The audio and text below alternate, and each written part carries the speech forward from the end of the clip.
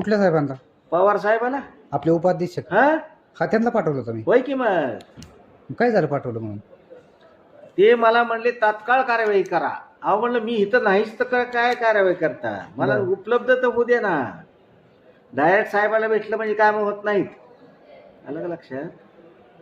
त्या आतमध्ये भेटा, ते काय झालंय विचारा, लगेच काढून देत तुम्हाला. काढलं पण असेल त्यांनी. मग तुम्ही विचारायचं हे साहेब. रवी, हो का, साहेबाला पाठवलं किंवा कुठं पाठवलं तरी मी घाबरण्यात नाही. मी पळसदेवचा आहे प्रॉपर. घाबरायसाठी नाही साहेब, आम्ही माहिती मिळाल्यासाठी. ते पाटील तुम्ही हे करताय, मला नोकरीची गरज नाही. हा, मला कागदपत्र मिळाले म्हणजे झाले. आम्ही शासकीय फी भरायला. सांग का माहितीसाठी, हा 17.5 एकर ऊस आहे, 17.5 एकर केळी आहे. मी गंमत म्हणून नोकरी करतोय. मी इथं काय नोकरीला आलेलो नाही. एकुलता एक आहे, लक्षात घ्या. असलं करू नका. साहेबाला पाठवून ह्याला पाठव. शेटपळ गाड्यात माझे पाहुणे, तुम्हाला माहिती का? नाही, अर्ज साहेबांना पाठवलं मग काय झालं साहेब? साहेबाला पाठवलं, साहेब मला म्हणजे तात्काळ कारवाई करा. अरे मला ह्यांनी दिले तर मी करू का कसं?